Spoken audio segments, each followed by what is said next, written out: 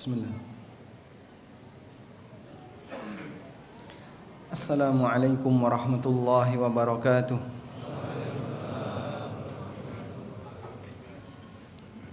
Alhamdulillahi rabbil alamin.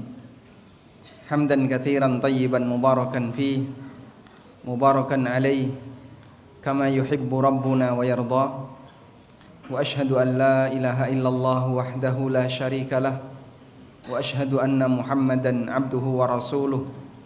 Salawatu rabbi wa salamu alaihi wa ala alihi wa ashabihi wa man sara ala nahjihi wa istanna bi sunnatihi ila yaumil qiyamah. Alhamdulillah, puji syukur kita haturkan kehadirat Allah Azza wa Jal. Allah berikan kita komunitas yang baik, lingkungan yang baik, keluarga yang baik, yang sama-sama mendukung untuk mengikuti sunnah Nabi SAW dan menjadi muslim yang ideal. Semoga kebersamaan kita di masjid ini diabadikan oleh Allah hingga di surga kelak nantinya. Salawat dan salam semoga selalu tercurah untuk Nabi Agung Muhammad SAW atas perjuangan besar beliau dalam mendidik umat, sehingga kita bisa merasakan betapa indahnya ajaran Islam melalui kajian-kajian dengan membaca Al-Quran dan hadis yang disampaikan oleh para asatidzah. Tidak lupa kita mengaturkan jazakumullah khairan kepada Mudir Ma'had Imam Muslim Al-Athari dan segenap panitia yang telah memberikan kita fasilitas untuk bisa bareng-bareng belajar di masjid ini. Dan selalu masjid ini meriah dengan anak-anak, meriah dengan jajanan. Karena kalau Anda buka plastik roti, Masya Allah, suaranya sampai ke depan. Sudah dapat snack belum? Belum? Sudah. Tadi sudah ada yang bawa snack ya. Alhamdulillah. Baik. Semoga tidak mengurangi khidmat kita untuk belajar. Teman-teman sekalian, kita mau belajar dengan tema hashtag antara mukmin dan dunia. Maka agar bisa lebih maksimal, silahkan Anda manfaatkan yang bawa HP untuk mencatat dan menulis, bukan untuk mengambil gambar Ustadz. Anda mau pulang bawa ilmu atau pulang bawa Ustadz?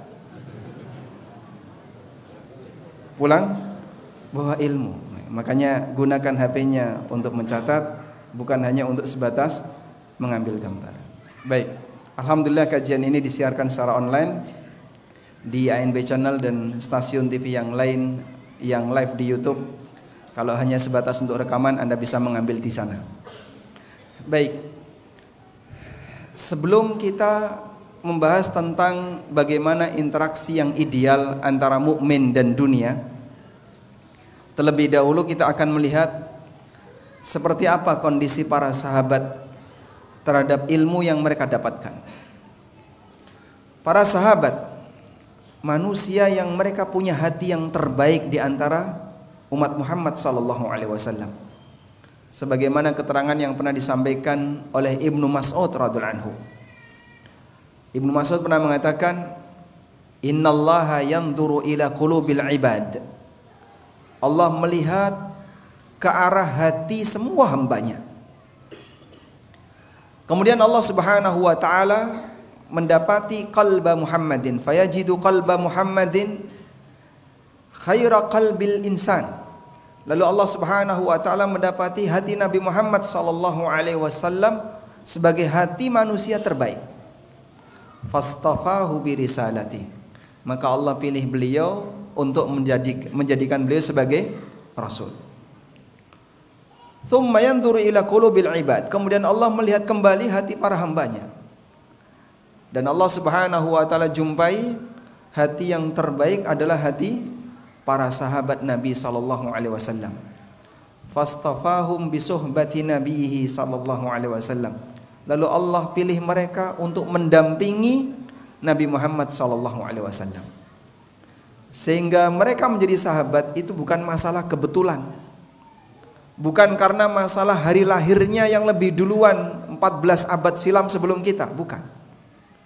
Sehingga kira-kira misalnya kalau kita yang menjadi muslim saat ini, andaikan dilahirkan 14 abad silam, ada nggak jaminan jadi sahabat? Tidak ada jaminan. Sehingga keberadaan para sahabat yang berada di sekitar Nabi SAW itu pilihan Allah.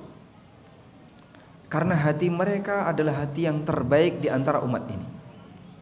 Bagaimana situasi hati terbaik itu jamaah? Ada satu cuplikan kisah yang pernah disampaikan oleh Anas bin Malik radhiyallahu anhu.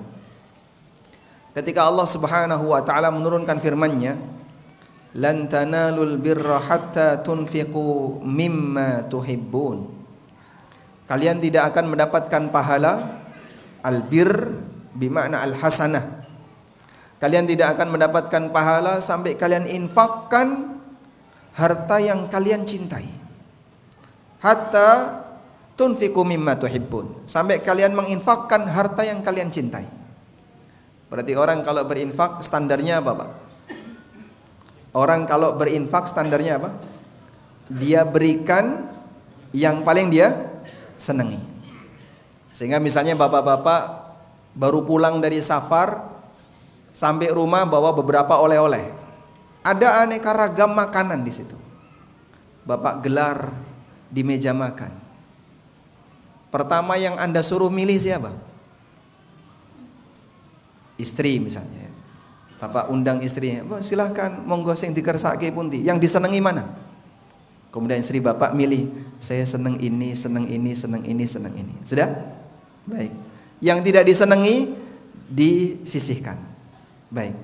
Yang disenangi istri tadi sudah dipilih istri, bapak bungkus kasihkan ke tetangga. Kira-kira rame nggak, Pak? Rame nggak? Hah? Rame. Kenapa rame? Hah? Kenapa ramai? Kamu lebih senang saya atau istri tetangga? Masya Allah.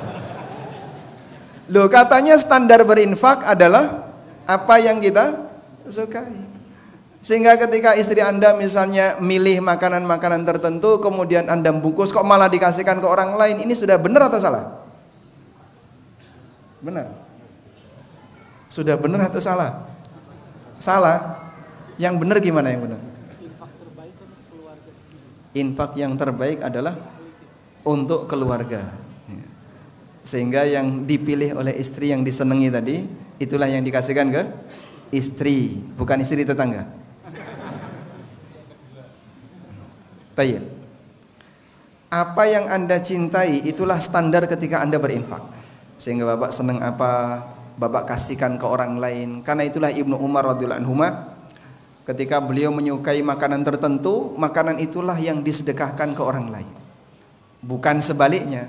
Kalau kita kan dibalik, Pak ya. Yang kita senangi kita simpen, yang tidak disenangi kasihkan ke orang lain. Allah Subhanahu wa taala mengatakan, "Wa yut'imuna at-ta'ama 'ala hubbihi miskinan wa yatiman wa asira." Di antara karakter penduduk surga adalah mereka memberikan makanan ala hubbihi yang dia cintai.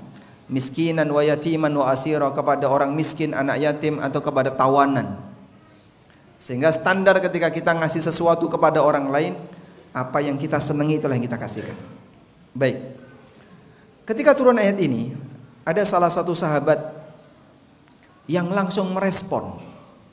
Bagaimana bentuk responnya? Dia datang kepada Nabi SAW, "Ya Rasulullah, innallaha yaqul, ya Rasulullah, sesungguhnya Allah berfirman, lan tanalul birra hatta tunfiqu mimma tuhibbun." Kau tidak akan mendapatkan kebaikan sampai kau menginfakkan apa yang kalian cintai.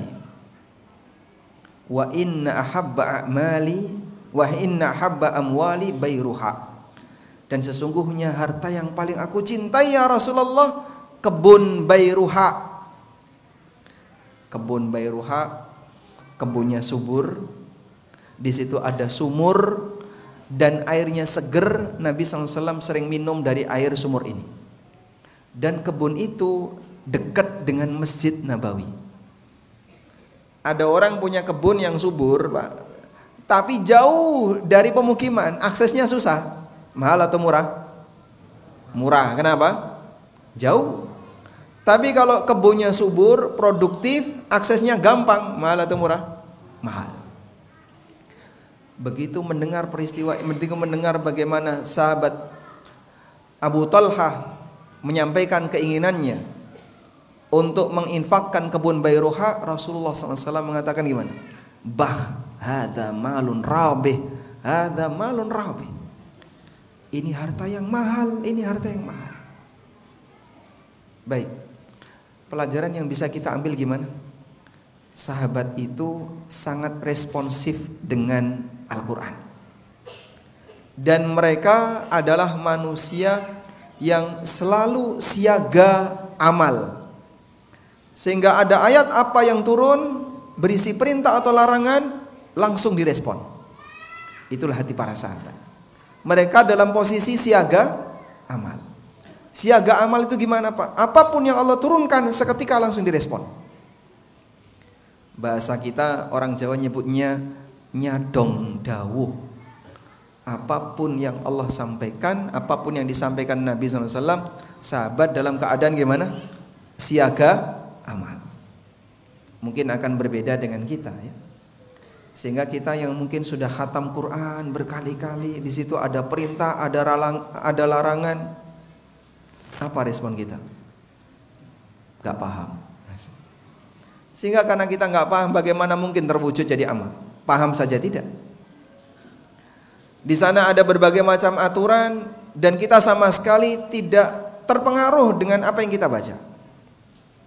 Karena kita bukan manusia yang hatinya seperti sahabat dalam posisi siaga amal. Sehingga kita belajar dominan hanya sebatas jadi wawasan. Bukan belajar untuk siaga diamalkan. Beda dengan sahabat. Sahabat itu belajar dalam posisi hatinya siaga amal.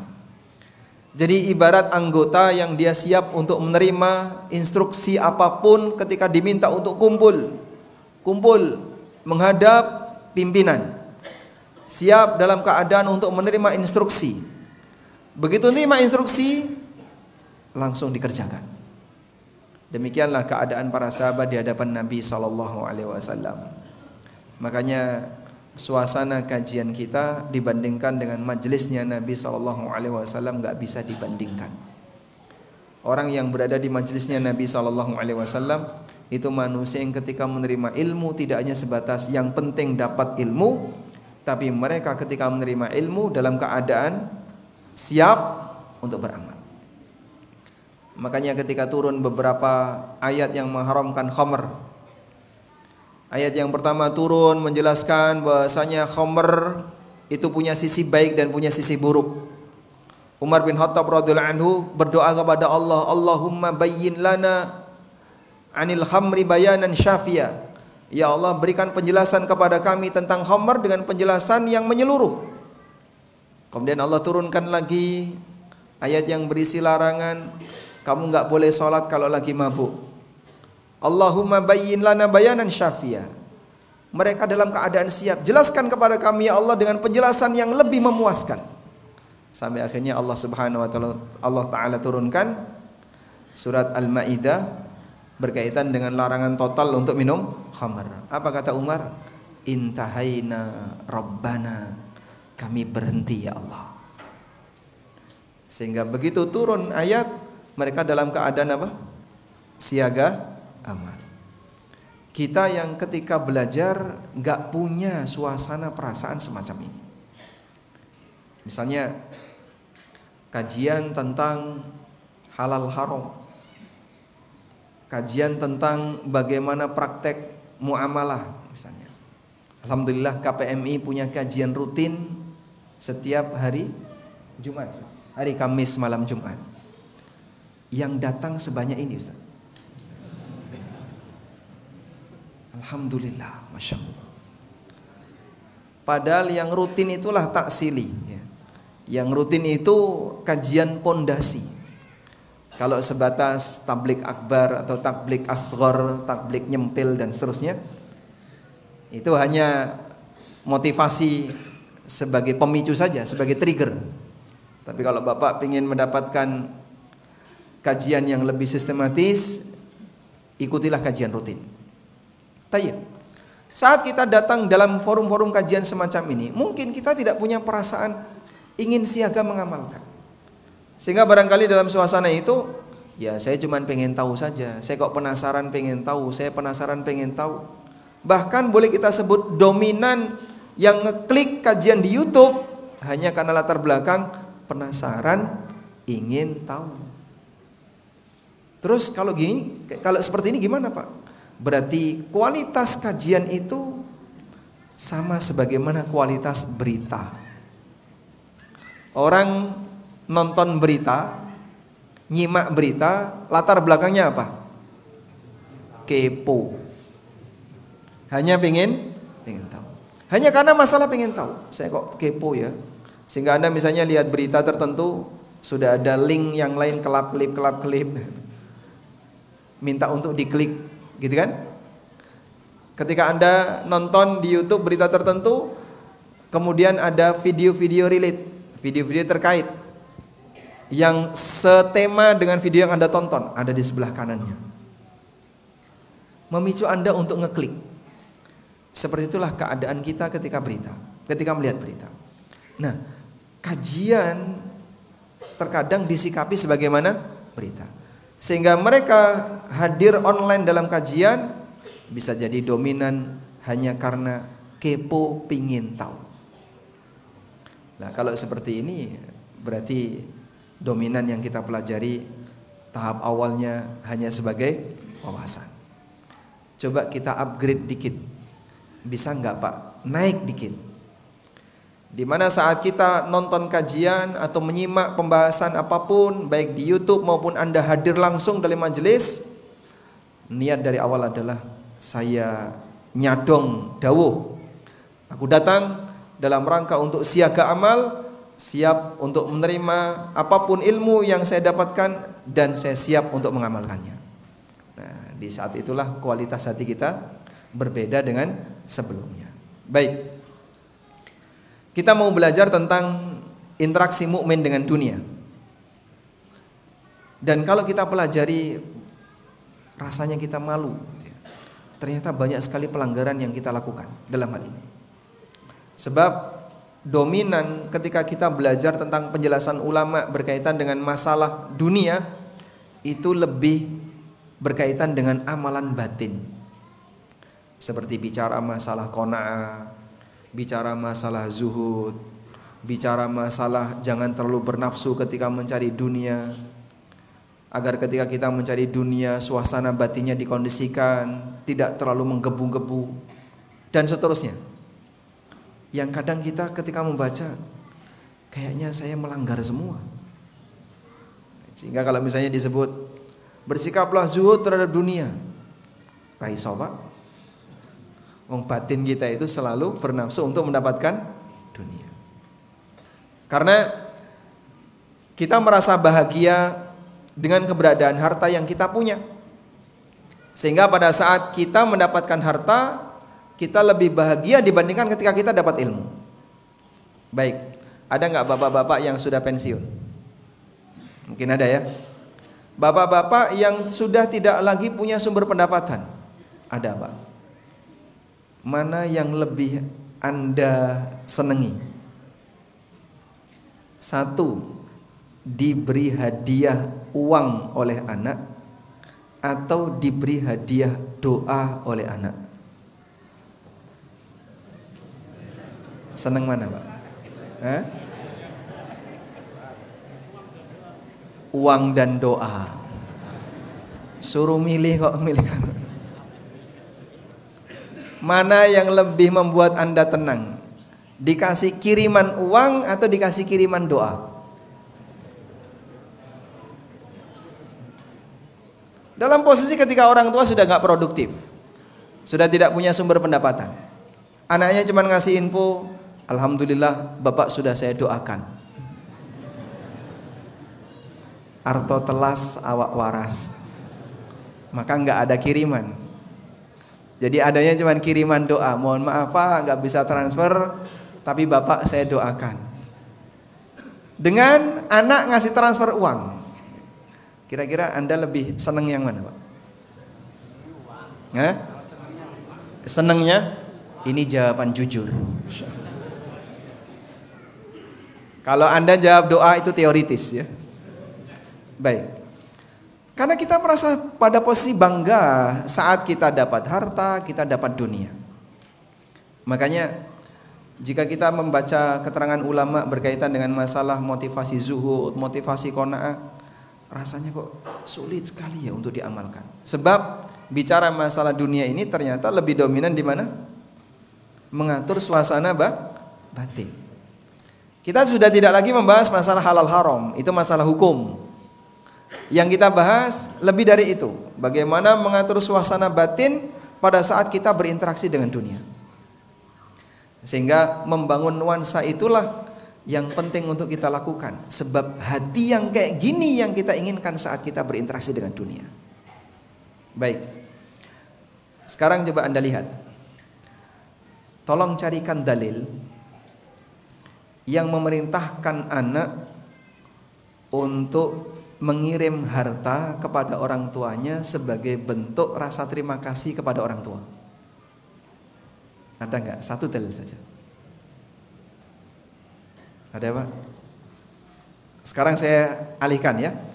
Sebutkan dalil yang memerintahkan anak untuk mendoakan orang tua sebagai bentuk rasa terima kasih kepada orang tua. Wa qur rabbirhamhuma kama rabbayani shaghira.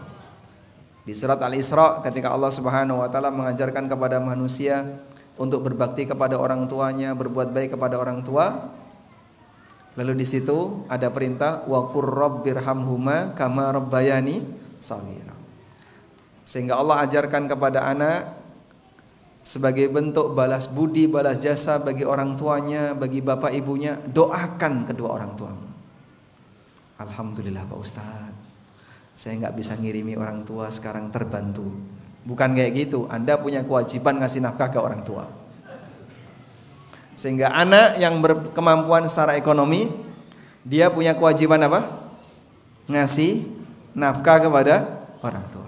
Baik, sekarang kita lanjutkan. Jadi berkaitan dengan masalah bagaimana interaksi pertama antara mukmin dan dunia. Seorang mukmin wajib untuk menyadari bahwa ketika dia berinteraksi dengan dunia, hakikatnya dia melakukan aktivitas yang akan ada konsekuensinya di akhirat. Hakikatnya dia melakukan aktivitas yang ada konsekuensinya di akhirat. Artinya gimana?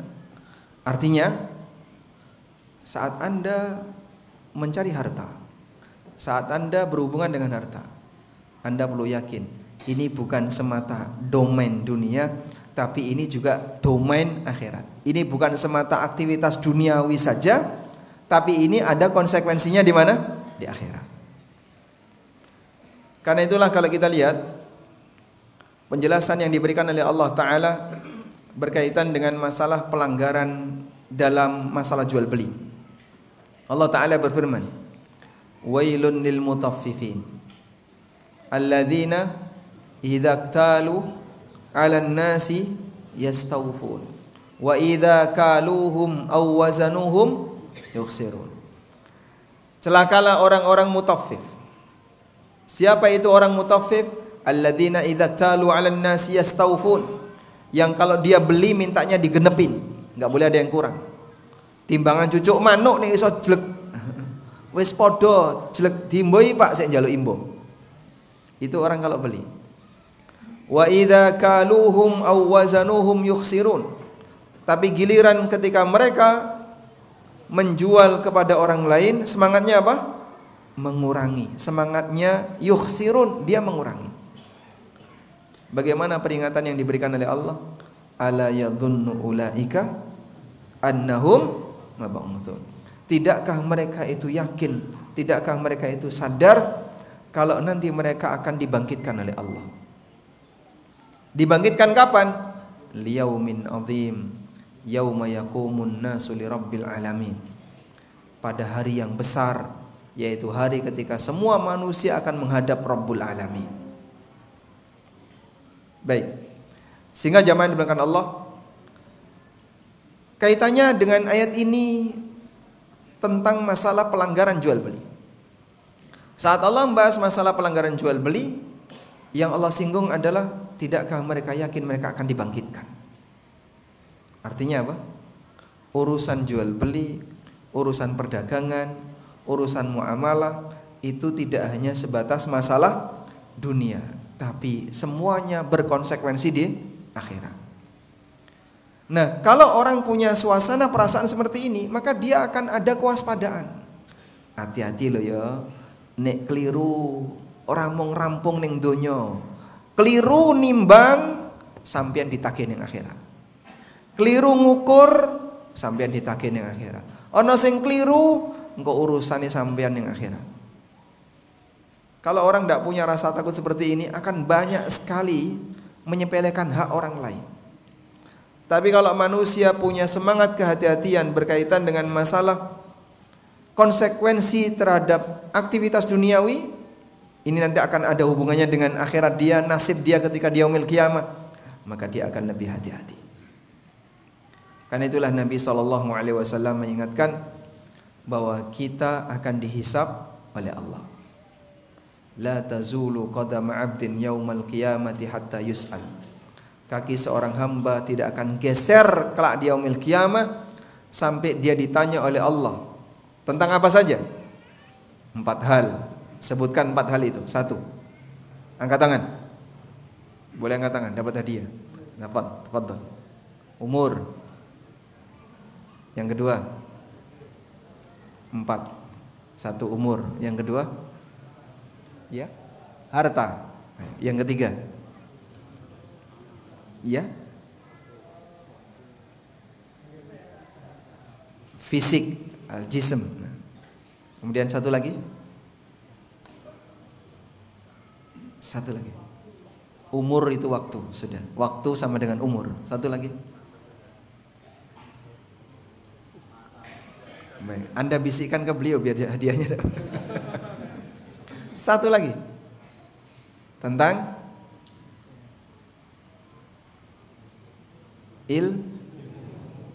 ilmu, masya Allah, dapat hadiah. Mau minyak wangi atau minyak telon, Pak? Minyak wangi, masya Allah. Baik, dapat hadiah minyak wangi. Alhamdulillah. Jadi kita diberi oleh Allah Subhanahu wa taala berbagai macam kelebihan. Nanti akan dipertanggungjawabkan di akhirat. Yang menjadi pertanyaan adalah apa yang perlu kita siapkan? Untuk masalah harta kata Nabi sallallahu alaihi wasallam, wa an malihi min aina iktasaba wa fima anfaqah. Dia akan ditanya dari mana dia dapat hartanya dan untuk apa dia gunakan hartanya. Sehingga seorang mukmin ketika mencari dia waspada. Ketika memanfaatkan ada kewaspadaan. Karena dia sadar semuanya akan dihisap oleh Allah. Tsumma latus'alunna yauma idzin. Sungguh kelak di hari kiamat kalian akan ditanya oleh Allah Ta'ala tentang aneka kenikmatan yang Allah berikan kepada kalian. Baik. Nah, kalau orang menyadari akan hal ini, sekali lagi akan muncul kehati-hatian. Dan berawal dari sinilah seorang itu akan lebih mudah untuk diarahkan. Sehingga kalau dia diberitahu ini haram, dia siap untuk meninggalkan. Ini tidak boleh, dia siap untuk meninggalkan. Ini riba, dia siap untuk meninggalkan. Ini sogok, isinya laknat, dia siap untuk meninggalkan. Karena dia merasa sayang dengan nasibnya di akhirat, walaupun harus kehilangan sebagian peluang di dunia. Ada banyak orang yang kadang komentar gini. Ini salah satu jamaah bilang ya, dia menyampaikan testimoni dari orang tuanya atau temannya atau siapapun. Apa-apa kok yo ora entuk. Apa-apa kok enggak boleh. Didik-didik dikit-dikit enggak boleh, dikit-dikit enggak boleh. Orang komentar seperti ini ada 2 kemungkinan. Kemungkinan yang pertama, saking seringnya dia bersinggungan dengan yang haram. Makanya begitu dijelaskan, hampir semua yang dia lakukan bertabrakan. Maju haram, mundur haram, belok kanan, belok kiri kok haram kabeh to, Pak. Alhamdulillah Pak, sampean wis dikasih tahu, ngerti sekarang sebelum mati. Kalau dia dibiarkan saja kayak gitu, jadi kira-kira gimana itu, Pak? Dosa harta haram tadi dia bawa sampai mati. Tidak ada perasaan bersalah, tidak ada perasaan kalau dia berdosa. Dia menganggap apa yang dia lakukan itu biasa saja karena tidak ada yang ngingetin. Begitu diingatkan dia komentar, apa-apa kok dilarang. Saking seringnya dia bersinggungan dengan sesuatu yang haram. Baik, sisa penjelasannya setelah kita dengarkan adzan Isya insyaallah. Wassallallahu ala nabiyyina Muhammadin wa ala alihi wa sahbihi wasallam.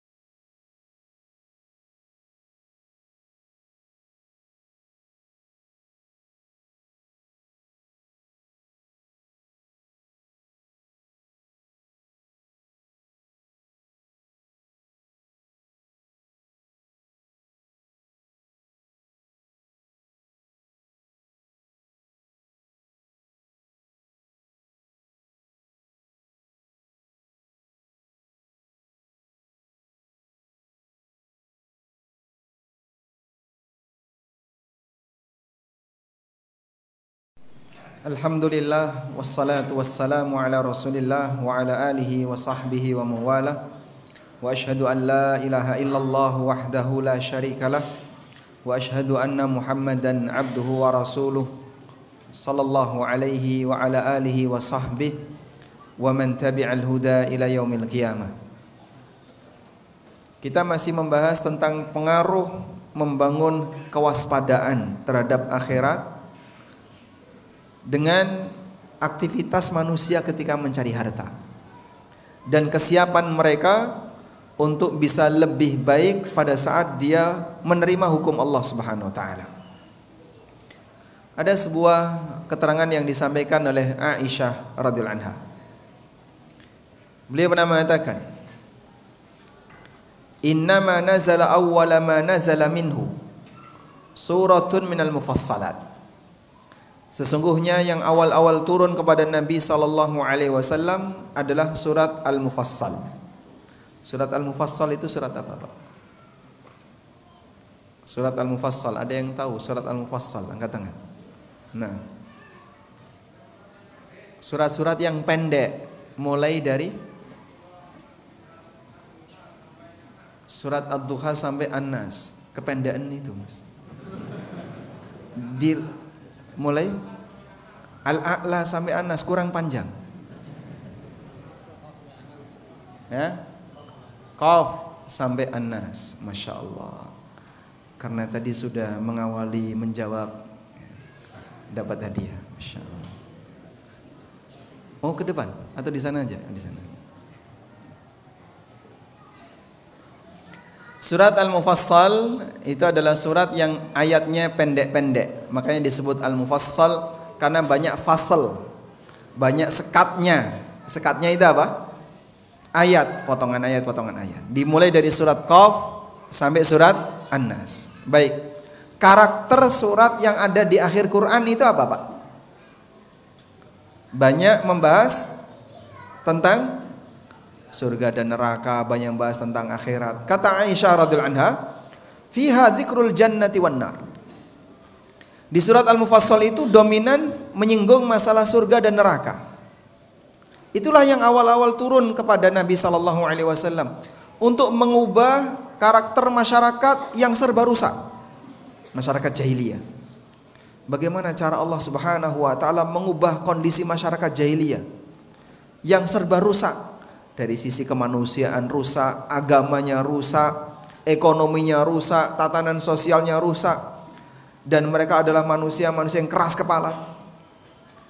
Jadi ibarat sekolah itu input santrinya, input siswanya gak karuan. Tapi hanya dalam waktu 23 tahun, kurang dari 23 tahun, mereka bisa berubah menjadi manusia yang luar biasa. Baik, Allah Subhanahu wa ta'ala berikan pendidikan tentang akidah terlebih dahulu di bagian awal dari dakwah Nabi sallallahu alaihi wasallam. Fiha dzikrul jannati wan nar. Dalam surat-surat Al-Mufassal itu Allah banyak menyebutkan tentang surga dan neraka. Hatta idza thaban nasu ilal Islam nazalal halal wal haram. Sampai ketika banyak masyarakat sudah mulai tertarik untuk menjadi muslim, barulah Allah turunkan halal haram. Sehingga pendidikan tentang hukum, tentang halal haram turun belakangan. Pendidikan tentang akidah turun di depan. Karena begitu mereka menerima dakwah tentang akidah, ada kesadaran kalau mereka akan dihisab, ada kesadaran semua ini akan ada konsekuensinya, mereka akan lebih hati-hati. Barulah setelah itu Allah turunkan halal haram, tentang batasan mana yang boleh, mana yang dilarang. Lalu kata Aisyah, "Walau nazala awwala syai'in la tashrabul khamra." Andaikan yang pertama kali diturunkan oleh Allah adalah ayat yang berisi larangan, jangan minum khamr, laqalu, tentu mereka akan berkomentar, la nada'ul khamra abada, kami tidak akan tinggalkan khamr selamanya.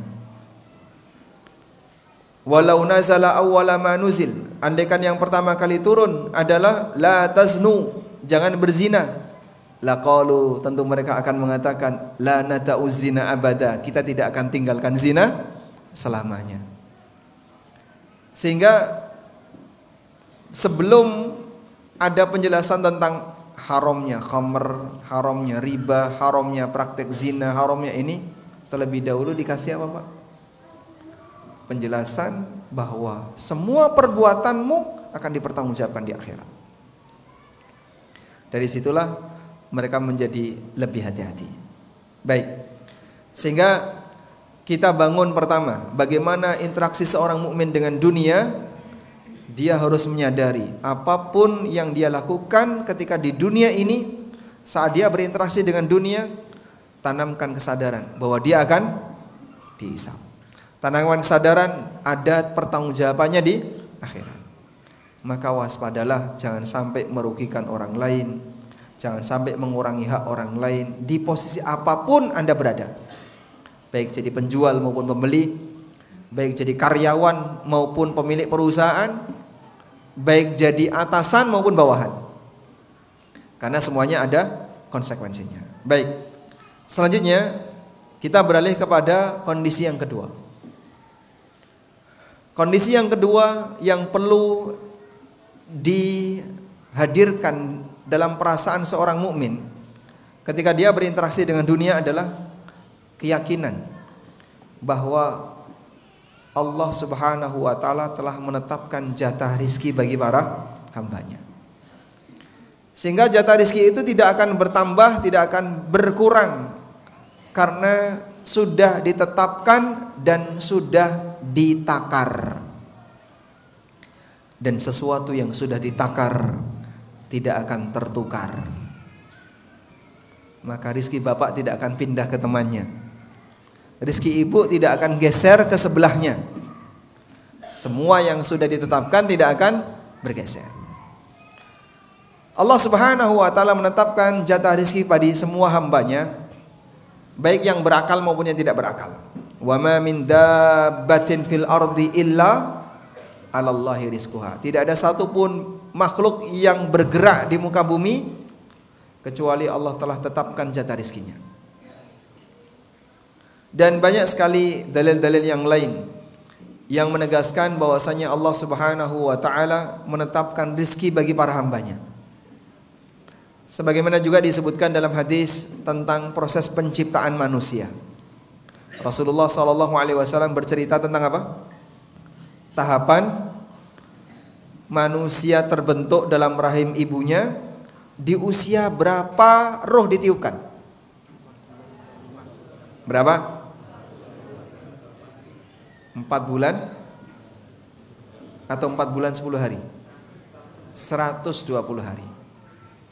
Rasulullah SAW menyebutkan manusia menjadi nutfah selama 40 hari, kemudian menjadi alaqah selama 40 hari, kemudian menjadi mudghah selama 40 hari. Kemudian setelah dia menjadi manusia kecil, Allah mengutus malaikat untuk meniupkan roh kepadanya, dan Allah memerintahkan dia untuk menetapkan apa? Takdir. Inilah malaikat yang tahu takdir kita. Inilah malaikat yang tahu takdir kita. Sudah? Lupa katanya tidak ada yang tahu takdir kita kecuali Allah. Itu takdir di Lauhul Mahfuz. Maka ini yang jadi salah satu alasan bahwa bisa jadi ada perbedaan antara takdir Lauhul Mahfuz dengan takdir yang dibawa oleh malaikat ketika diperintahkan oleh Allah untuk menetapkan jatah rezekinya, jatah umurnya. Sehingga kalau ada dalil yang menunjukkan siapa yang beramal ini umurnya akan ditambah dan seterusnya, umur bertambah itu umur yang mana? Nah, salah satu penjelasannya adalah umur yang ditakdirkan oleh Allah melalui malaikat ketika dijanin. Tapi tidak mengubah di Lauhul Mahfuz, karena di Lauhul Mahfuz tidak mungkin ada perubahan. Baik. Cuman manusia tidak punya cara untuk berkomunikasi dengan malaikat itu. Maka tidak akan mungkin ada orang yang bisa mengetahui ajalnya. Walaupun ada malaikat yang menetapkan takdirnya ketika di rahim. Baik, kembali ke sini. Salah satu di antara yang ditetapkan oleh Allah Ta'ala adalah bikadbi rizkihi. Allah tetapkan jatah rizkinya, sehingga posisi jatah rizki tidak akan bergeser, sebab telah ditetapkan oleh Allah Subhanahu wa Ta'ala. Ada seorang ulama tabi'in bernama Ibrahim bin Adham. Ibrahim bin Adham didatangi oleh seseorang yang jumlah anaknya banyak. Coba di sini yang anaknya paling banyak berapa? Berapa? Ustaz?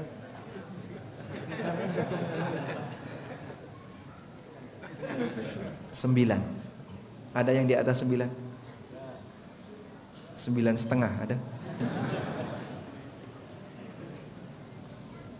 Ada yang di atas 9?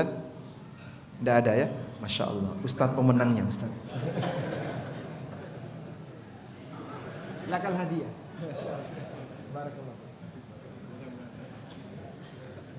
Masya Allah, 9. Minal wahidah, minal ula. Baik, kita lanjutkan. Ibrahim bin Adham pernah didatangi oleh seseorang, lalu dia mengeluh, anak saya banyak, gimana ya rezeki saya, atau pendapatan saya sementara seperti ini. Dia banyak mengeluh di hadapan Ibrahim bin Adham. Lalu Ibrahim bin Adham menyampaikan kepada orang itu, ib'ats ilayya minhum man laisa rizquhu 'ala Allah. Coba kamu bawa salah satu di antara anakmu, tolong bawa ke sini yang rizkinya tidak ditanggung oleh Allah. Diam orang itu. Mana ada? Karena semua hamba rizkinya telah ditanggung oleh Allah. Coba kau bawa ke sini anakmu yang rizkinya tidak ditanggung oleh Allah. Kalau ada, bawa ke sini. Ada enggak? Enggak ada. Fasakata rajul, maka orang itu terdiam. Jadi prinsip seperti ini dipahami oleh para ulama di masa silam sampai membangun prinsip tawakal. Sehingga kenapa kita diajarkan kayak gini? Bukan dalam rangka untuk bermalas-malasan, tapi dalam rangka untuk membangun prinsip tawakal. Sehingga saat kita mencari harta tidak sampai melanggar aturan, karena percuma saja kau terlalu ngoyo untuk nyari harta, terlalu berlebihan untuk mencari harta, sampai sikut kanan sikut kiri. Jangankan yang syubhat, yang haram diambil. Sehingga dia akan berusaha untuk mengumpulkan sebanyak-banyaknya tanpa pandang aturan. Dia tidak akan sampai berpikir seperti itu. Buat apa? Saya harus capek kayak gitu. Toh itu tidak akan menambah jatah rizki saya. Baik. Lalu muncul pertanyaan, loh Pak, bukankah kalau orang itu hartanya banyak berarti rizkinya banyak? Dan kita bisa mengupayakan untuk bisa mendapatkan harta banyak. Kita bisa mengupayakan untuk bisa mendapatkan banyak harta. Sehingga kalau orang itu banyak hartanya, berarti kan rizkinya banyak. Kata siapa? Rumus itu tidak berlaku. Sebab rizki dengan kepemilikan harta itu dua hal yang berbeda. Rizki dengan kepemilikan harta itu dua hal yang berbeda. Kok bisa Pak? Kan orang ketika memiliki harta berarti dia memiliki dunia itu, dia memiliki materi tersebut. Kok bisa dibedakan antara rizki dengan harta? Itu dua hal yang berbeda. Baik, coba kita lihat ini. Nabi SAW pernah menjelaskan tentang bagaimana hakikat dari rizki. Beliau membaca firman Allah Subhanahu wa taala dari sahabat Abdullah bin Syikhir radhiyallahu anhu. Ataitun Nabiyya sallallahu alaihi wasallam wa huwa yaqra. Aku mendatangi Nabi sallallahu alaihi wasallam dan ketika itu beliau sedang membaca firman Allah. Alhaakumut takatsur. Berlomba-lomba mengumpulkan harta telah membuat kalian lalai. Fasakata. Kemudian Nabi sallallahu alaihi wasallam diam. Begitu membaca satu ayat, beliau terdiam. Faqala, lalu Nabi SAW mengatakan, yaqulu ibnu Adam, mali mali. Manusia selalu mengatakan, ini hartaku, ini hartaku. Kemudian beliau mengatakan, wahallaka ya ibnu Adam, wahallaka ya ibnu Adam mim malika. Wahai manusia, hakikat dari hartamu itu adalah, coba lihat, ma akalta fa afnaita, wa ma labista fa ablaita, wa ma tasaddaqta fa amdaita. Ada berapa? 3. Yang kau makan sampai habis, yang kau pakai sampai rusak, dan yang kau sedekahkan sehingga mendahulimu, kau abadikan di hari kiamat.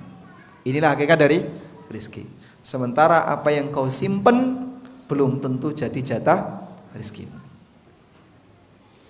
Sehingga orang misalnya Pak, rekening 1 sekian M, rekening 2 sekian M, rekening 3 sekian M, rekening 1 2M, rekening 2 3M, rekening 3 3M. Total berapa? 8 meter. Ya. Dari sekian M yang dia miliki, apakah dia bisa memanfaatkan semuanya? Apakah dia bisa memanfaatkan semuanya? Kenyataannya tidak. Dia hanya mengambil sebagian, sisanya mengendap di tabungannya. Sisanya mengendap di rekeningnya. Sementara yang dia manfaatkan tidak menghabiskan semuanya. Pertanyaannya, yang jadi rezeki dia itu yang tersimpan di tabungan atau yang dia manfaatkan? Yang dia manfaatkan. Sementara sebatas apa yang tersimpan itu bukan jatah rezeki. Ya. Coba Bapak hitung ya, di rumah gelas yang Bapak pakai sehari-hari berapa? Yang kotor dicuci pakai lagi itu berapa Pak? 3. Dengan yang disimpan ibu berapa Pak? Hah? Beribun? Berapa lusin? Lusinan. Sehingga wanita itu nyimpen gelas sampai lusinan. Itu dipakai apa Pak rencananya Pak? Hah? Walimah berikutnya. Dia siapkan gelas lusinan, dia siapkan piring lusinan. Padahal yang dipakai sehari-hari paling cuma 3-4 piring, kotor, cuci lagi, pakai lagi, kan gitu ya. Jadi sebenarnya yang menjadi rezeki itu yang mana? Yang dimanfaatkan atau yang cuma disimpan? Nah, yang disimpan itu jadi sarang kecoa, jadi sarang tikus, betul ya? Tapi seneng nyimpen kayak gitu. Sudah nyimpen banyak paket, apa itu Bu? Perabotan meneh. Subhanallah. Mau dipakai apa? Karena orang lebih pintar nyimpen daripada memanfaatkan. Lebih pintar nyimpen daripada memanfaatkan. Baik. Sehingga kalau kita lihat di sini, maka hakikatnya rezeki kita dengan kepemilikan kita ternyata jauh berbeda. Rezeki kita lebih sedikit daripada yang kita miliki. Apa yang Bapak makan, yang Bapak manfaatkan, itulah yang menjadi jatah rezeki. Sedangkan yang tersimpan itu bukan jatah rezeki. Baik. Muncul pertanyaan, tapi Pak, nanti kalau harta itu saya mati, kan jadi milik anak-anak. Kan jadi amal saya itu Pak. Jadi amal saya. Sehingga saya ngumpulin. Memang betul untuk saat ini tidak saya manfaatkan. Nanti kalau sudah terkumpul dalam jumlah sekian, saya mati, itu akan turun jadi milik siapa? Ahli waris. Ya? Kan jadi amal saya secara otomatis. Baik, pertanyaannya, meninggalkan warisan itu berpahala atau tidak? Meninggalkan warisan itu berpahala atau tidak? Coba dikasih jawaban Pak. Jadi memberikan harta kepada orang lain itu kan bentuknya beragam ya. Ada yang bentuknya nafkah, ada yang bentuknya hibah atau hadiah, ada yang bentuknya kalau keluar selain keluarga, ada yang bentuknya sedekah, ada infak untuk kegiatan sosial, ya semuanya disebut infak. Ada zakat, ada wakaf dan seterusnya. Pertanyaannya, salah satu di antara bentuk memberikan harta adalah melalui warisan. Warisan ini termasuk amal atau tidak? Termasuk amal atau tidak? Termasuk. Berarti makin banyak warisannya makin besar pahalanya. Termasuk atau tidak? Tidak. Atau belum tentu? Kenapa belum tentu? Kapan termasuk amal, kapan bukan amal? Kalau nanti dijadikan sebagai amal soleh. Jadi misalnya ya, ada orang tidak punya anak, lalu warisannya jatuh ke tangan saudara. Setelah dipegang oleh saudara, dipakai umroh. Yang dapat pahala saudaranya atau dia?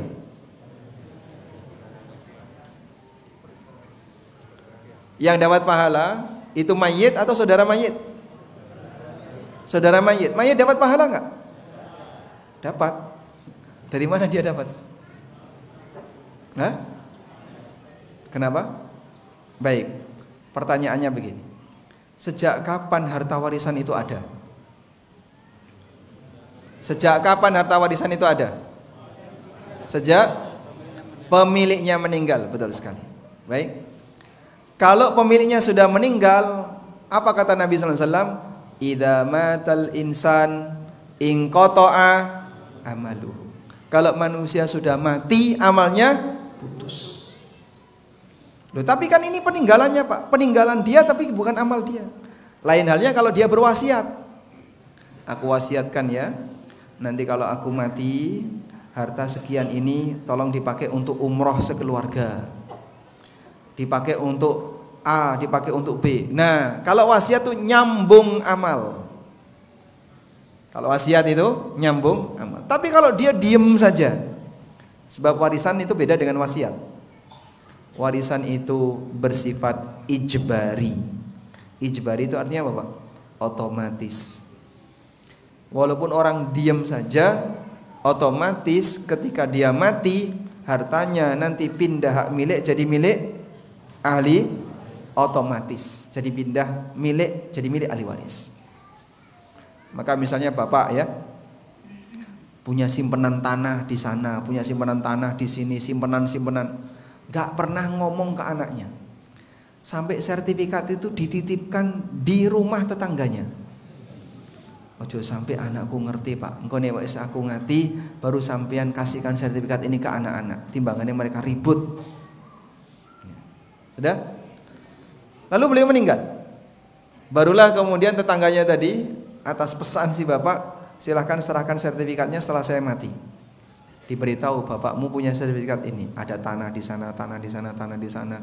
Ada 4 tanah, masing-masing ada rumahnya dan ada penghuninya. Masya Allah, menakutkan nggak itu?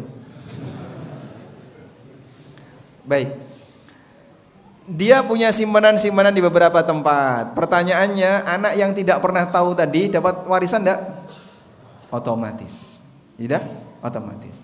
Nah, karena otomatis apakah berarti itu amal mayit? Bukan. Ini bukan amal mayit. Makanya warisan itu bukan amal. Beda dengan wasiat. Kalau wasiat amal, tapi kalau warisan bukan amal. Karena warisan itu sifatnya otomatis sehingga bukan amal. Sehingga kalau ada anak yang dia dapat warisan dari orang tuanya, tapi dia tidak pernah bersedekah atas nama orang tua atau menderma atas nama orang tua, maka selamanya sang orang tua tidak akan mendapatkan pahala. Kecuali ya, kalau dia terlibat dalam pendidikan anaknya untuk beramal soleh dan seterusnya, dia dapat pahala dari sisi ilmu untuk beramal soleh yang pernah diajarkan kepada anaknya. Baik, jadi kira-kira kalau seorang mukmin menyadari akan hal ini, apa yang akan dia rasakan ketika nyari dunia? Lebih bertawakal, tidak terlalu bernafsu, lebih nyantai. Karena percuma saja saya terlalu serius mencari sampai harus gesekan kanan, gesekan kiri, sampai harus nyikut kanan, nyikut kiri. Buat apa? Itu pun tidak akan menambah jatah rezeki saya. Wallahu a'lam. Walhamdulillahirabbil alamin. Baik, sekarang sudah jam 7 lebih 6 menit. Selanjutnya ngapain gitu? Pulang. Tadi kan pengumumannya sampai subuh ya. Akan menemani jamaah sampai besok. Baik, mungkin itu sebagai pengantar. Wassallallahu ala nabiyyina Muhammadin wa ala alihi wa sahbihi wasallam. Selanjutnya kami kembalikan ke panitia.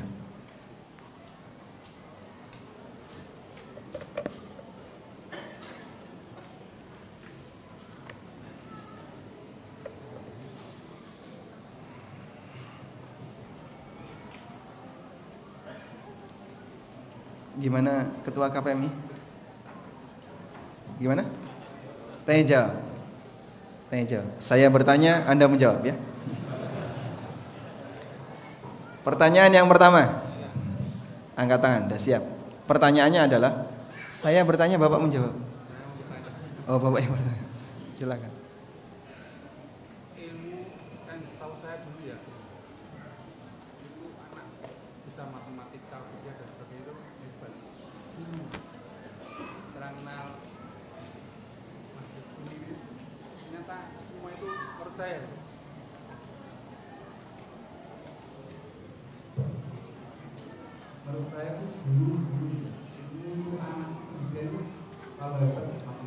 matematika, fisika dan sebagainya. Kedua anak saya itu masih kecil nggak tahu. Kelas dewasa itu mengamat sedikit, istri paksa masuk pondok. Baik. Dari pembahasan tadi, harta waris tadi ada pahalanya apa? Ada amalannya. Ternyata bagaimana kan? Harta banyak, tapi anak nggak sekolah pondok, tapi nggak segitu banyak, tapi punya anak yang sekolahnya di pondok. Kan amalannya begitu. Baik, sedikit bingung. Lebih baik mana punya banyak harta tapi anaknya nggak di pondok, dengan sedikit harta tapi anaknya di pondok? Ini ngerepoti pondok nanti. Lah terus bayarnya pakai apa itu? Tapi insya Allah dibayar ya. Insya Allah dibayar. Alhamdulillah. Baik. Coba saya tanya sama bapak ya. Anaknya di pondok nggak pak? Yang anaknya di pondok ada di sini? Banyak ya? Baik. Anda punya anak yang tinggal di pondok. Pertanyaannya, bapak lebih senang mana? Anaknya dapat beasiswa atau Anda yang membiayai anak Anda?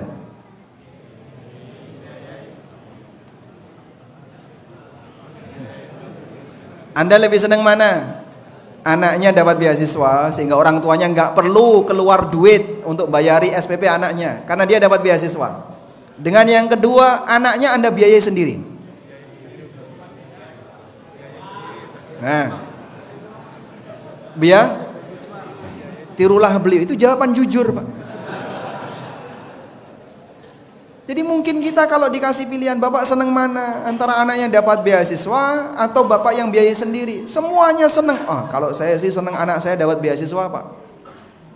Baik. Saat anak Anda dapat beasiswa, berarti peran orang tua berapa persen untuk pendidikan anaknya? Saya ngajari pondok, yang didik pondok, yang bayari pondok, gitu. Orang tuanya sudah nggak terlibat dalam pendidikan anaknya, duitnya orang metu. Terus dia punya peran apa terhadap pendidikan anaknya? Punya peran apa pak? Doa. Alhamdulillah saya eling nih gue. Peran doa. Ya Ustadz, saya bantu anak saya dengan doa. Lu kan hadiah terbaik doa pak Ustadz. Ini jawaban pinter ini. Baik. Pertanyaannya, kalau ada anak beramal soleh, apakah orang tua otomatis dapat pahalanya? Otomatis atau tidak? Otomatis. Contoh ya, seorang lelaki nikah dengan seorang wanita, istrinya hamil muda, tinggal pergi, dicerai. Lalu dia minggat selama-lamanya, nggak pernah peduli dengan anak dan istrinya. Lahirlah anak tadi, sampai akhirnya anak ini dewasa, jadi ustadz pembimbing umroh, masya Allah. Sehingga bolak-balik dia beribadah di tanah suci, dia umroh dan seterusnya. Pertanyaannya, apakah si bapak tadi otomatis dapat pahala dari amalan anak ini? Loh kok jadi berubah?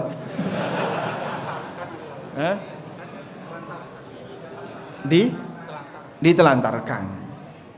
Ya masalah ditelantarkan dan tidak kan ini kita bicara apakah bapak otomatis dapat pahala dari amal anak. Jadi kalau punya nasab selesai.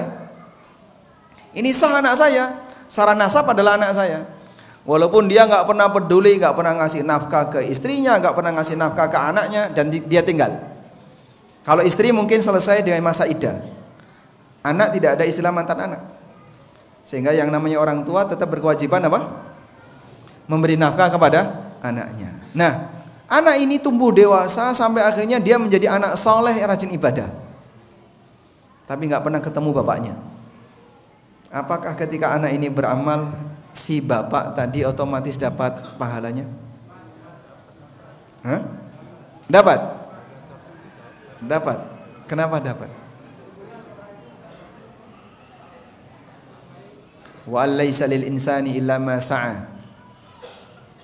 Wal waladu min sa'yihi. Baik. Kata Syekhul Islam, tidak ada dalil tentang itu.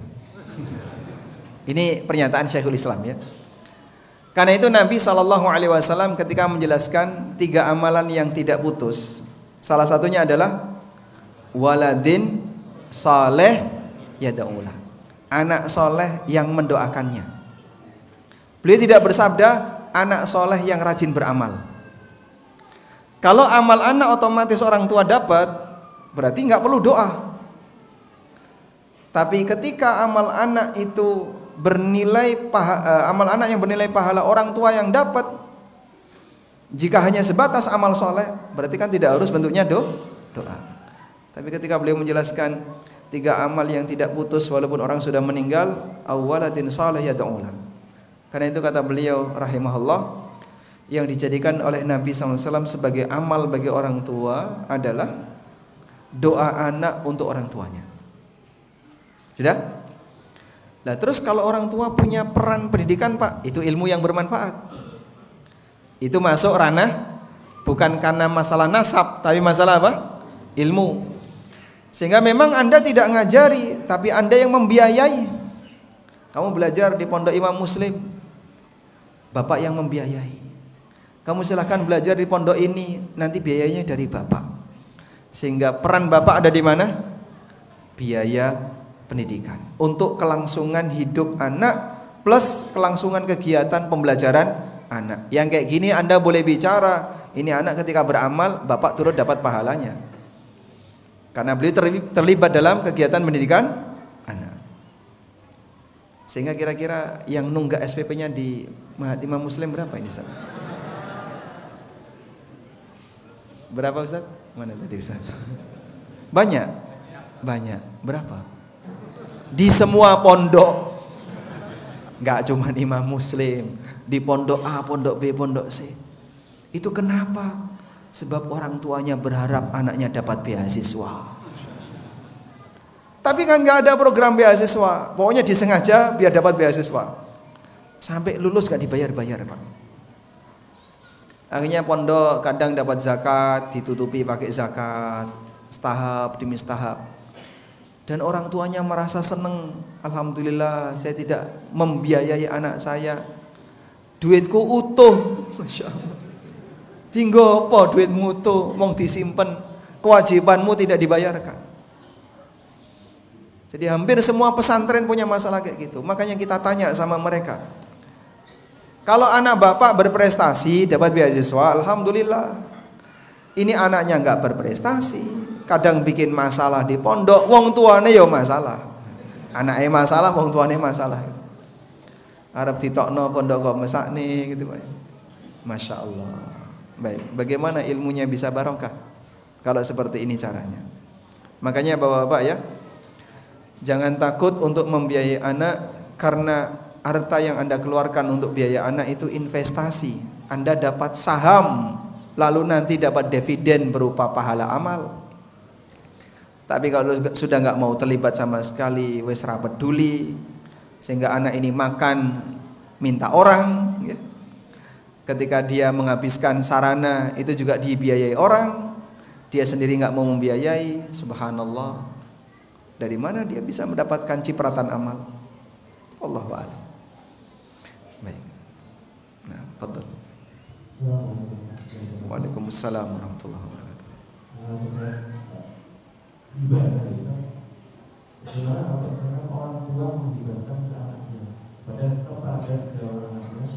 Kepada 3 orang anaknya.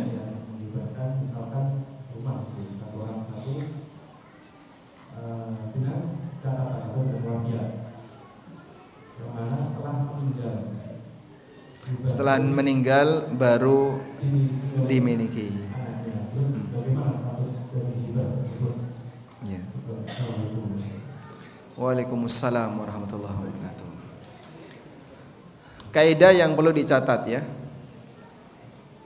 Tamlikun mu'allakun bil maut huwal wasiyah. Jadi kalau ada perpindahan kepemilikan yang digantungkan dengan kematian itu statusnya wasiat. Saya ulang ya.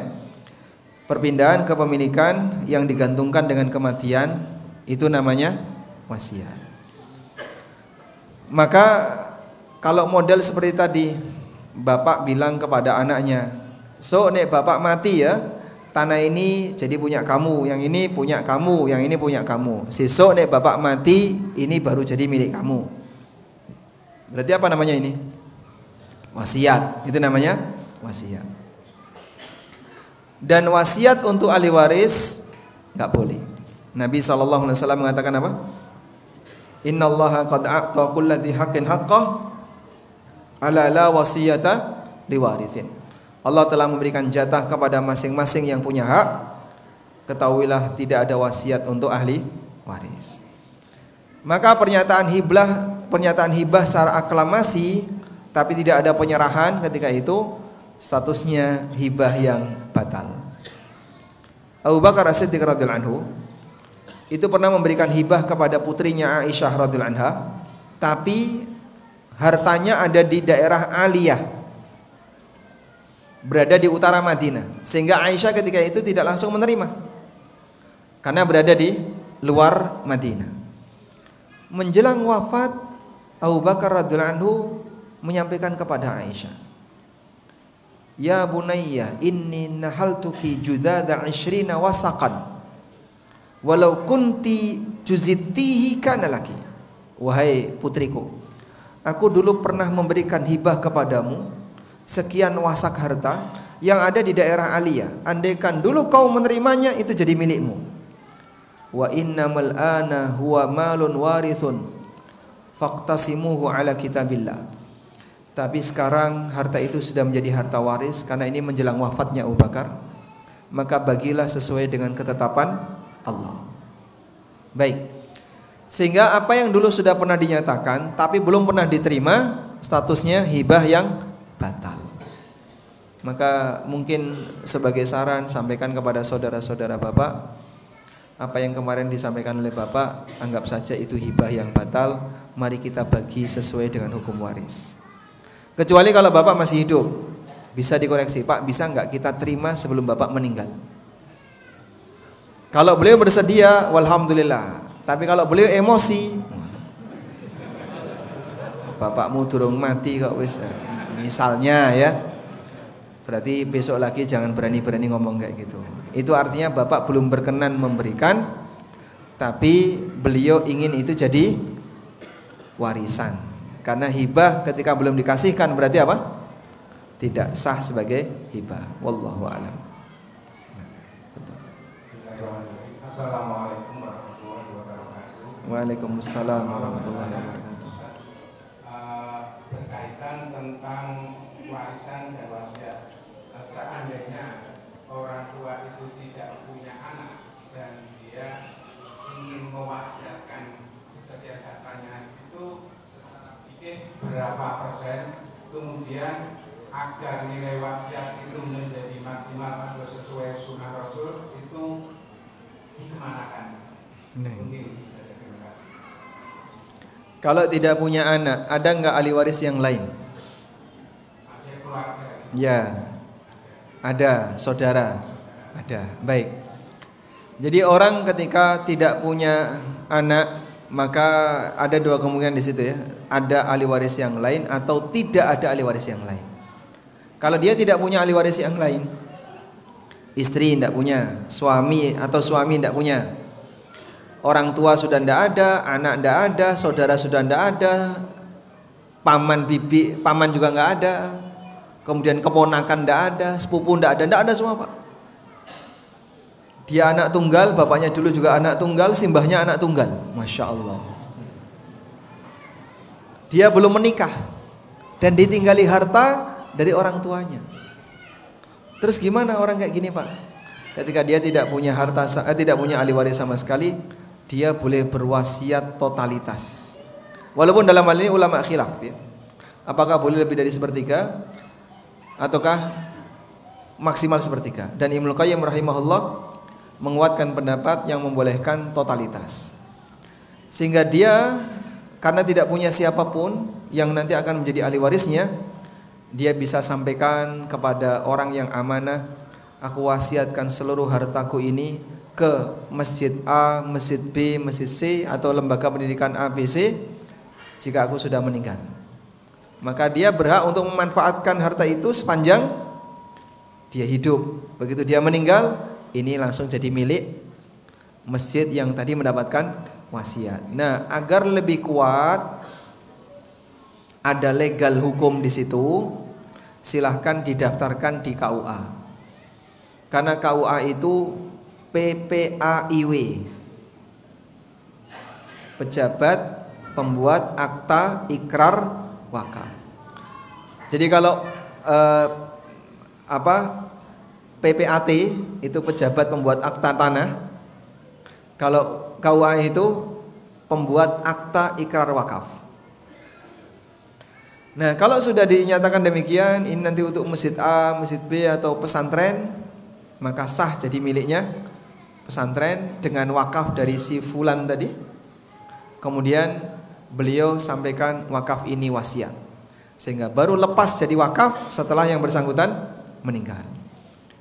Manfaatnya apa? Beliau masih bisa memanfaatkan sampai mati.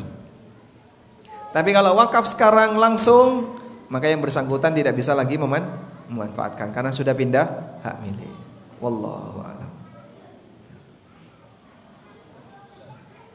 Nah, apa yang harus kita lakukan terhadap harta haram yang sudah terlanjur masuk ke dalam kepemilikan? Dari mana harta haram itu didapatkan? Dari muamalah yang haram. Orangnya contoh aja kita seseorang itu bermain riba, kemudian dia menjadi kaya karenanya, terus dia taubat. Ya. Nah, sedangkan harta-harta itu terkumpul dari riba. Itu bagaimana? Ya. Harta haram ada dua, yang didapatkan dengan cara dolim dan yang didapatkan dengan cara saling ridho. Kalau didapatkan dengan cara dolim, tidak ada solusi kecuali satu, kembalikan, balik no. Ya? Bagaimana Pak kalau nggak bisa mengembalikan? Misalnya dia pernah makan di kantin atau jajan tapi nggak bayar, sengaja. Darmaji, dar limo ngaku siji. Sing duwe gorengan ra kena, sekolahe wis tutup, kantine tutup. Iya Pak, dulu waktu masih SMA, masih SMP, saya jadi anak nakal Pak. Kemana-mana ngerokok. Nek sekolah nggawa buku siji dilipet deleng mburi. Naik angkot nggak bayar, minta kembalian. Wis ra bayar, susuke Mas. Wis ra bayar saya njaluk susu. Dan dia nggak punya kontak sama sekali untuk menghubungi mereka. Nah gimana Pak kalau kayak gitu Pak? Itu kan dulu Pak sebelum saya ngaji. Apa syarat untuk disebut dolim harus ngaji dulu? Sehingga yang bersangkutan mendolimi harta orang lain. Apa solusinya? Wajib dia kembalikan. Kalau tidak dikembalikan ketika di dunia Pak, ya siap-siap ditagih di akhirat. Nanti pemiliknya akan datang untuk nagih. Tapi kan pemiliknya nggak tahu Pak, dia akan diberitahu oleh Allah. Sehingga ketika di dunia pemiliknya nggak tahu. Tapi nanti di akhirat dia akan diberitahu. Wow, berarti selama ini si A yang katanya ranking 1 ternyata waktu di kantin sukanya apa namanya? Ngentit. Dia ngambil gorengan tapi dia nggak bayar dan seterusnya. Baik, siap-siap ditagih di akhirat. Yang kedua, harta yang didapatkan dengan cara saling ridho. Nah, yang kedua ini ada dua keadaan. Jika dia peroleh itu sebelum tahu ilmunya, halal baginya. Contohnya riba. Tapi kalau dia peroleh itu setelah tahu ilmunya, maka wajib untuk dia keluarkan. Sehingga batasnya adalah dia tahu atau belum.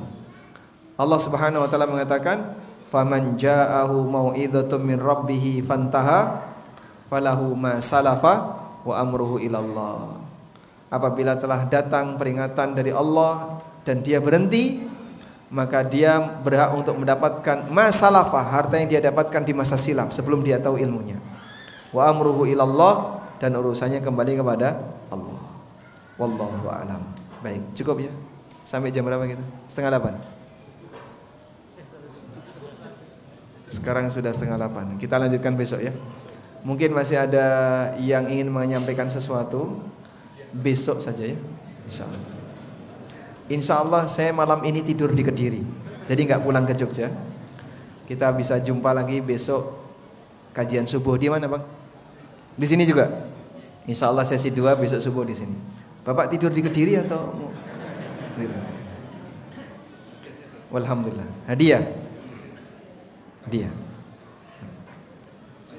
Pertanyaannya, sebutkan atau jelaskan apa yang dimaksud dengan surat Al-Mufassal.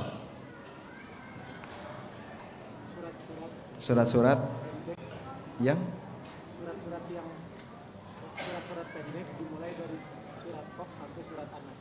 Surat-surat yang pendek dimulai dari Qaf sampai An-Nas. Baik, alhamdulillah. Selanjutnya, apa isi dari surat Al-Mufassal? Yang angkat tangan duluan. Isinya neraka dan surga.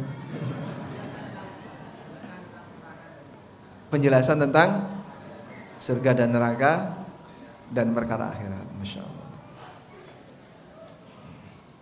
Selanjutnya, umur yang kedua. Siapa nama mudir Mahathir Muslim?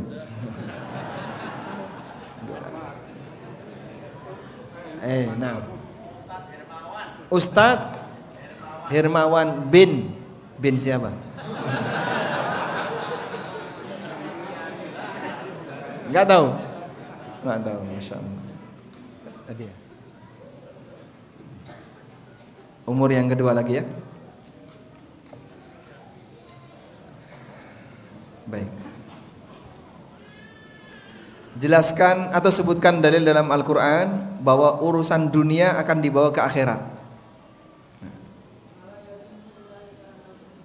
Ala yadhunnu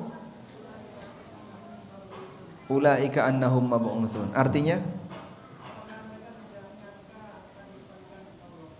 akan dibangkitkan. Alhamdulillah.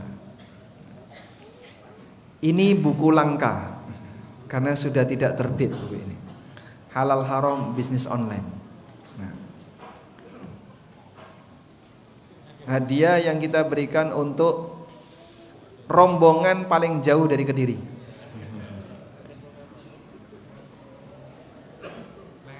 Tulung Agung. Mana lagi? Ngawi.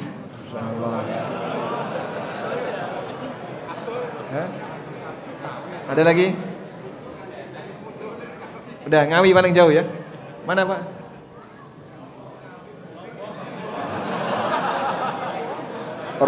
Rombongan dari Lombok mondok di sini. Ngawi ya, Ngawi paling jauh. Dapat hadiah. Baik.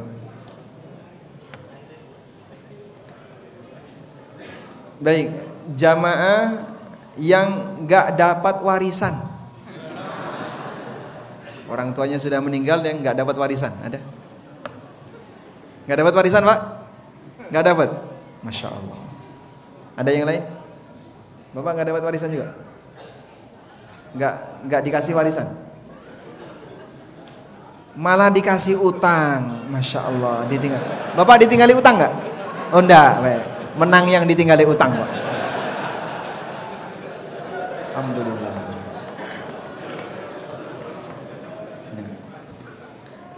Selanjutnya, jamaah yang warisannya paling banyak. Wah, ini nggak mau ngaku dia. Pertanyaannya ya, yang saudaranya paling banyak berapa? 10. Ada yang jumlah saudaranya di atas 10? Pinten? 13. Udah habis, Lek? Udah ya? Baik. Wallahu a'lam. Semoga apa yang kita bahas ini bermanfaat. Wassallallahu ala nabiyyina Muhammadin wa ala alihi wa sahbihi wasallam. Wa akhiru da'wana anil hamdulillahi rabbil alamin. Wassalamualaikum warahmatullahi wabarakatuh.